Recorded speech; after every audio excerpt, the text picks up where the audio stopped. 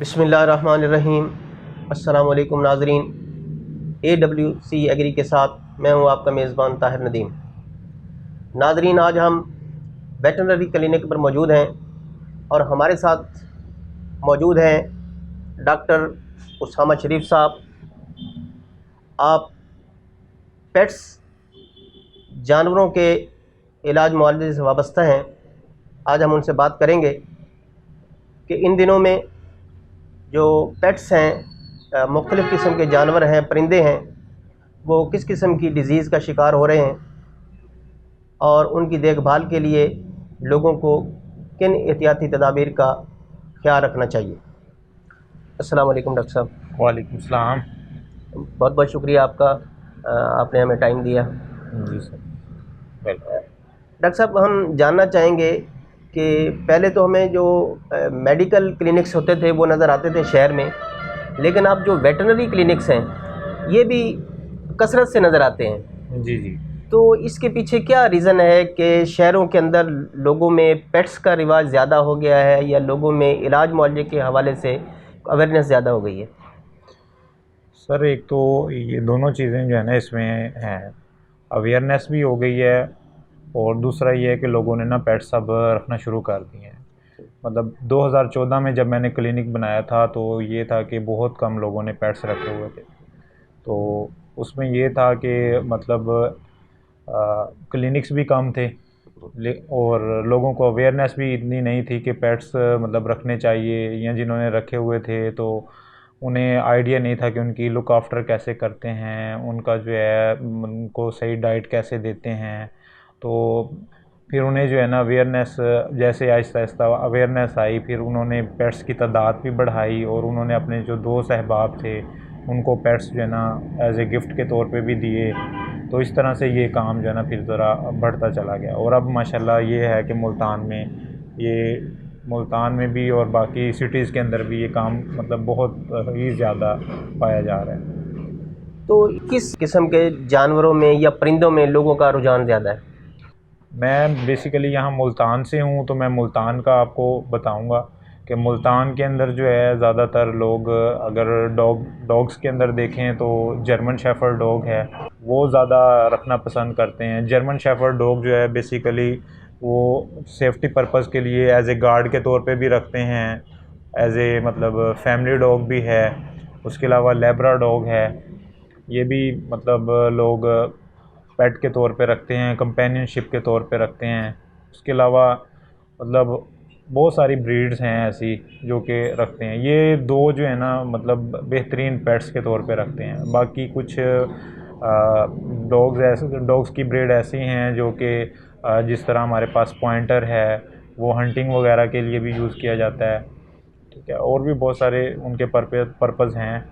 तो डॉक्टर साहब, ऐसा है कि जो परिंदे हैं जी वो तो ज़ाहिर है इंसान के लिए इतना नहीं होते ख़तरनाक, लेकिन ये जो कुत्ते वगैरह हैं ये खासे एक किस्म के खूनखार होते हैं और इनमें कुछ ऐसी बीमारियां भी होती हैं जो कुदरती तौर पर इनमें आ जाती हैं, जैसे रेबीज़ है। तो इसमें कब उनको मतलब ये जो वैक्सीन है करवानी चाहिए, साल में कितनी जी। मरतबा या किस मौसम में? इसमें ये होता है कि जब पेट की एज होती है ना, रेबीज़ डिज़ीज़ का जो वैक्सीन शेड्यूल है, जब वो 70 डेज़ का हो जाए पेट, तो तब उसको जो है ना वैक्सीन का फर्स्ट शॉट लगता है। देन 70 डेज़ के बाद मतलब फर्स्ट शॉट लगता है। अगर कोई मतलब 70 डेज़ पे नहीं लगवा सकता तो वो ऑनवर्ड एनी टाइम लगवा सकता है। उससे पहले जो है ये रिकमेंडेड नहीं है। मतलब जो इसके रिसेप्टर हैं इस वायरस के, वो डेवलप नहीं हुए होते। तो इसमें ये है कि 72 डेज़ के बाद या 70 डेज़ के बाद एनी टाइम आप ये वैक्सीन करवा सकते हैं। और फर्स्ट शॉट के बाद 21 डेज़ का गैप होता है, फिर सेकंड शॉट लगवाना होता है और फिर एनुअली जो है ना ये इसका बूस्टर लगवाना होता है।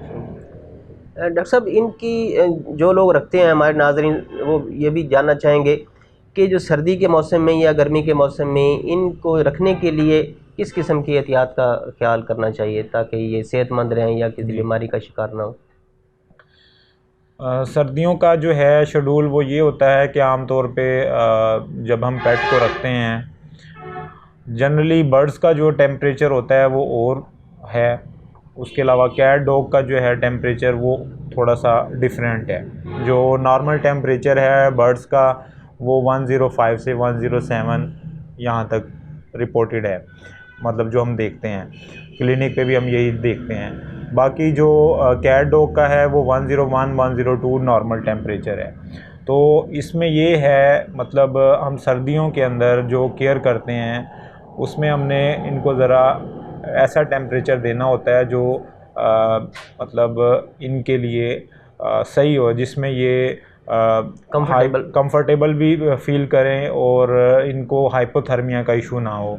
हाइपोथर्मिया मतलब इसमें ये होता है कि पेट को जो टेम्परेचर चाहिए अगर वो उसको वो प्रोवाइड ना किया जाए तो वो उसका टेम्परेचर डाउन हो जाता है, उसका खाना पीना भी छूट जाता है और वो जो है बीमार होना शुरू हो जाता है।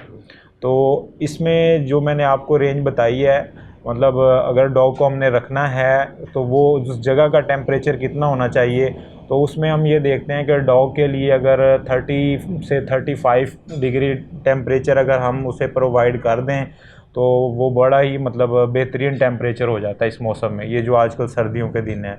और बर्ड्स के लिए जो है, बर्ड्स के लिए अगर हम चले जाएं 35 से 40 इस मतलब रेंज में आ जाए, या 32 से ऑनवर्ड जो है ना 40 इन बिटवीन आ जाएं इस मतलब टेम्परेचर पे, तो बर्ड जो है ना वो मतलब अपने आप को हैप्पी फील करवाते हैं और ठीक रहते हैं। लोगों में किस किस्म का शौक़ आपने ज़्यादा देखा आपकी प्रैक्टिस में, जो आपको मुशाहिदे में आया? मेरी प्रैक्टिस में ये है, मैंने तो ये भी देखे हैं कि मतलब लोगों ने चाइना से भी डॉग जो है ना इंपोर्ट करवाए हैं। उसके अलावा मैंने देखे हैं कि लोगों ने जो है इंडिया से भी करवाए हैं इंपोर्ट। उसके अलावा मैंने देखे हैं लोगों ने अमेरिका से भी जो है ना डॉग जो है ना इंपोर्ट करवाए हैं। तो जो नेटिव हैं वो भी मतलब बहुत अच्छे मतलब ब्लड लाइंस के अंदर हैं, पेडिग्री डॉग लोगों ने रखे हुए हैं। इवन के कैट्स जो हैं उनका भी जो है ना ब्लड लाइन अब पिकी फेस के अंदर बहुत ही मतलब हाई लेवल के ऊपर ब्लड लाइन जो हैं अब बहुत आम हो चुकी हैं, ये पाकिस्तान में भी और मुल्तान में भी। तो जैसे परिंदों की हम बात करते हैं, इनमें जैसे लोग तोते ज़्यादातर रखते हैं, लव बर्ड्स रखते हैं और मुख्तलिफ़ किस्म के अनवाع इक़साम के लोगों ने परिंदे रखे हुए हैं। तो उनमें आप क्या सजेस्ट करते हैं कि उनकी देखभाल के लिए क्या ख्याल करना चाहिए? जी सर, उनकी देखभाल के लिए एक तो मैंने आपको ये बताया कि एक तो टेम्परेचर सबसे अहम चीज़ है। दूसरा, जिस जगह पे रखा हुआ हो वहाँ पे ये है कि इनको एक प्रॉपर वेंटिलेशन जो है ना वो चाहिए होती है, प्रॉपर टेम्परेचर चाहिए होता है। फिर इनकी जो मैनेजमेंट है जिसके अंदर फीडिंग है, वाटरिंग है, वो मतलब सही होनी चाहिए। आम तौर पे देखने में यही आया है कि जो आजकल जो बर्ड्स के अंदर जो इशू आता है वो टेम्परेचर भी मेंटेन कर लेते हैं, उसके अलावा उनकी वेंटिलेशन भी, बाकी सारी चीज़ें। लेकिन ना पानी का अक्सर होता है कि पानी पड़ा पड़ा ना ठंडा हो जाता है, सही। तो पानी नहीं चेंज कर रहे होते। तो पानी जब पड़ा पड़ा ठंडा होता है, बर्ड को अगर रात के टाइम मतलब दिया है 1 आध घंटा तो वो नॉर्मल रहता है, उसके बाद फिर वो पानी ठंडा होना शुरू हो जाता है। तो वो जब वो सुबह के टाइम वो पानी पीते हैं तो उनको फिर रेस्पिरेटरी इशू स्टार्ट हो जाता है। वो रेस्पिरेटरी इशू जैसे स्टार्ट होता है उनकी इम्यूनिटी डाउन होती है और वो मुख्तलिफ फिर बीमारियों के अंदर जो है ना मुब्तला होना शुरू हो जाती हैं। डॉक्टर साहब, ये जो लोग पेट्स पालते हैं इनको भी इन बर्ड्स से किसी डिज़ीज़ का ख़तरा लाक होता है? बर्ड्स से एक डिज़ीज़ है न्यूकैसल डिज़ीज़, लेकिन उसका मतलब लेबॉर्ट्री के अंदर जिन्होंने इसके ऊपर रिसर्च की है उसमें 1 से 2 मतलब केसेस रिपोर्ट हुए हैं कि वो भी उनका जो है ना आईज़ का इन्फेक्शन हुआ है। बट ऐसा जिस तरह होता है ना कि बहुत ज़्यादा कोई इस तरह के केसेस रिपोर्ट हुए हों, तो बर्ड से ऐसी कोई मतलब पेचीदगियाँ जो हैं वो ह्यूमंस में ट्रांसफ़र नहीं होती। तो क्या ऐसे लोग जिन्होंने डॉग्स या ये कैट्स रखी हुई या बर्ड्स रखे हैं, ज़्यादा लोगों ने आजकल तो फार्मिंग भी कर रहे हैं, उनके लिए भी है कोई ऐसी मतलब प्रिकॉशनरी मेजर के वो भी डॉक्टर को विजिट करवाएं 1 मंथ में? या मेरे पास जो मतलब क्लाइंट्स हैं जो मुझे चेकअप करवाते हैं, मैं तो उन्हें ये मतलब एडवाइस करता हूँ कि आप अपने पेट को जो है ना मंथली जो है ना एक मेडिकल चेकअप लाजमी करवाएं। उसमें ये होता है कि बहुत सारी डिजीज़ जो है ना वो सब क्लिनिकल होती हैं। सब क्लिनिकल का मतलब ये होता है कि साइन सिम्टम शो नहीं हो रहे होते लेकिन उसको जो है ना डिज़ीज़ होती है। तो जब वो हमारे पास आते हैं तो फिर हम उनका जो है ना मतलब चेकअप करते हैं। अगर ज़रूरत महसूस हो तो फिर हम उसका जो है ब्लड सैंपल लेके लेबॉर्ट्री में देखते हैं, या अगर एक्सरे वगैरह करवाना हो या अल्ट्रासाउंड करवाना हो तो उसकी भी हमारे पास सहूलत है। हमारे मुल्क में ये स्मोक का भी इशू हो गया है, माहौलियाती आलूदगी भी है, इसके भी कोई असरात इन पेट्स पर पड़ते हैं? जी सर, बिल्कुल होते हैं। ये इससे ये है कि बर्ड्स के अंदर जो है रेस्पिरेटरी इश्यूज़ बहुत ज़्यादा हो रहे हैं। बर्ड्स के अलावा जो है पेट्स के अंदर भी बहुत ज़्यादा हो रहे हैं। कैट्स के अंदर भी हो रहे हैं, डॉग्स के अंदर भी हो रहे हैं। तो ये सब के अंदर मतलब ये स्मोक का इशू जो है ना, ये बिल्कुल है। इवन के लार्ज एनिमल्स, कैटल, बफलो के अंदर भी रेस्पिरेटरी इश्यूज़ जो है ना, स्मोक की वजह से बहुत ज़्यादा हो जाते हैं। हम कॉमन लोगों का जो शौक़ देखते हैं वो तो यही है डॉग्स का, कैट्स का या बर्ड्स का। तो इससे हटकर भी कोई लोगों ने ऐसे यूनिक किस्म के हों और आम ना हो? मेरे पास कॉल्स भी आती हैं और इवन कि मुझे चेकअप के लिए भी बुलाया जाता है। ये रीच जो है ना, रीच कुछ दिन पहले की बात है, मुझे मेरे मतलब टीचर की कॉल आई है। तो उन्होंने कहा जी एक स्टूडेंट हैं, तो उन्होंने ना 2 बच्चे लिए हैं रीच के, तो आप जो है ना उनके बारे में गाइड करें, तो उनकी मैनेजमेंट वगैरह के बारे में सारा जो है ना मुझे बताएं। तो ये भी है। उसके अलावा ये जो टर्टल है, कछुआ है, इसका भी मतलब लोग घर के अंदर जो है ना इसको भी एज ए पेट के तौर पे जो है ना रेयर करते हैं। अच्छा, हम ये भी देखते हैं डॉक्टर साहब कि लोग हमारे इधर जैसे ये एग्रोबेट्स हैं या मदारी टाइप लोग हैं, इन्होंने भी बंदर रखे होते हैं जी। तो वो मेरे शायद को अपने बंदरों का ख्याल रखते हों, तो उनको किस किस्म की केयर करनी चाहिए? ज़ाहिर है वो गली मोहल्लों में लेकर आते हैं और छोटे छोटे बच्चों के सामने वो तमाशा करते हैं, तो उससे भी किस किस्म की कोई डिज़ीज़ फैल सकती है? बिल्कुल, उनमें भी ये इशू तो है। ये रेबीज़ का इशू तो उनमें भी है, क्योंकि रेबीज़ जो है ये ह्यूमन बीइंग में ट्रांसफ़र होती है एनिमल्स के थ्रू। तो उनको भी हम मतलब जो हमारे पास मेरे पास इवन कि ये मोंकीज़ के भी केसेस आते हैं क्लिनिक के ऊपर। अक्सर ये जो आप जिस तरह कह रहे हैं ना कि तमाशाई जो बंदर यूज़ करते हैं, तो वो आते हैं मेरे पास। तो उनको अगर कोई मसला, उनका ट्रीटमेंट भी करते हैं और उनको वैक्सीन का भी कहते हैं कि वैक्सीन लाजमी करवाएं। इवन कि हम ये भी कहते हैं कि अगर मतलब आपके पास सिर्फ डोज़ के पैसे हैं, हम अपनी फ़ीस नहीं लेते, सिर्फ आपसे जो डोज़ है उसके मतलब दें और हम आपके पेट की वैक्सीन कर देते हैं। उससे ये है कि आपकी भी सेफ्टी, आपके पेट की भी। और नेक्स्ट ये है कि अल्लाह ना करे वो जब वो गेम कर रहे होते हैं किसी को बाइट कर लें, तो उनसे जो है ना डिज़ीज़ आगे ट्रांसफ़र ना हो।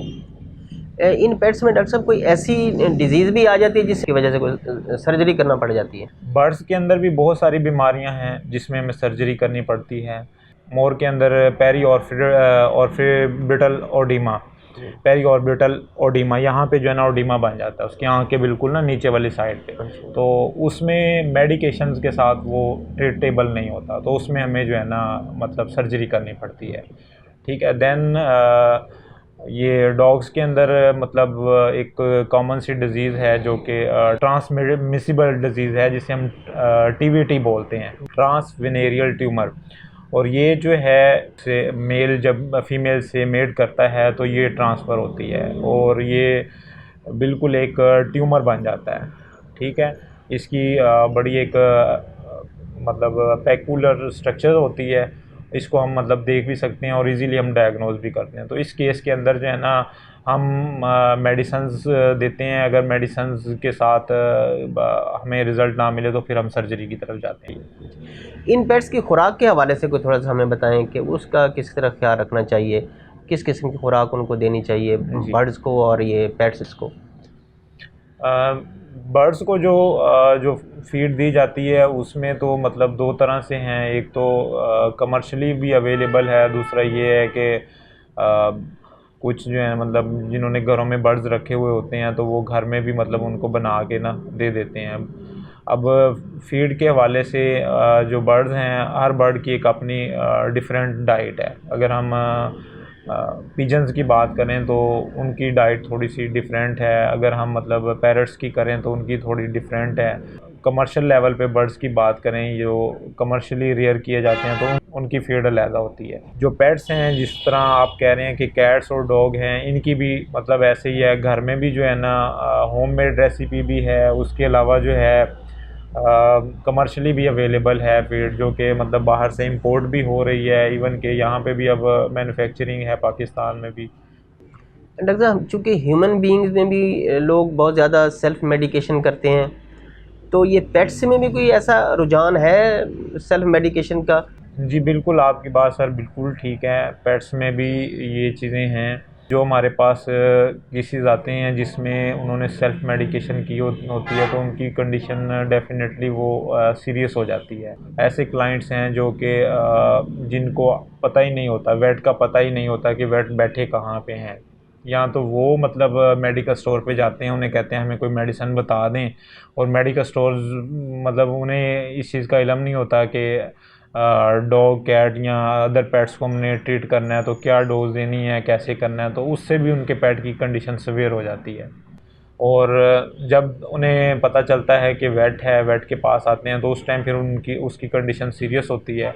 बट लेकिन अब जो ट्रेंड मैंने देखा है, बहुत सारे हमारे क्लाइंट्स ऐसे हैं कि जैसे मैंने आपको कहा कि वो मंथली चेकअप करवाते हैं, तो अवेयरनेस है। अब कोई भी थोड़ा सा भी इशू होता है, इवन कि कोई पेट अगर हल्का सा वॉमिट भी कर दे तो उनकी कॉल आ जाती है कि डॉक्टर साहब हमारा पेट जो है ना वॉमिट कर रहा है, तो हम चेकअप करवाना चाहते हैं। तो ये चीज़ें अवेयरनेस वाली जो है ना, ये मतलब हम वेटनेरियन, जो यंग वेटनेरियंस हैं, जो सीनियर वेटनेरियंस हैं, इन्होंने ही मतलब लोगों को बताना है, अवेयर करना है। तो जब अवेयर करेंगे तो सेल्फ फिर मेडिकेशन वाली जो बात है वो फिर कम रह जाती है। बहुत बहुत शुक्रिया डॉक्टर साहब, आपने हमें टाइम दिया। Sir welcome. तो इंशाल्लाह आपके इनके कीमती मशवरों से लामाला हमारे जो पेट्स रखने वाले हैं उनको फ़ायदा होगा। जी इंशाल्लाह। मेहरबानी। नाज़रीन, जैसा कि आपने सुना, डॉक्टर उसामा शरीफ साहब ने हमें पेट्स पालने वालों को बहुत अच्छे कीमती मशवरों से मुस्तफ़ीद किया। अगर पेट्स पालने वाले डॉक्टर साहब के मशवरों पर अमल करेंगे और उनकी बताई हुई बातों पर अमल करेंगे तो लामहल्ला उनको अपने पेट्स को रखने में, उनकी देखभाल में, उनके इलाज मुआवजे में बहुत ज़्यादा फ़ायदा होगा। आज तक के लिए इतना ही। आइंदा सेगमेंट तक अपने मेज़बान ताहिर नदीम को दीजिए इजाज़त। अल्लाह निगहबान।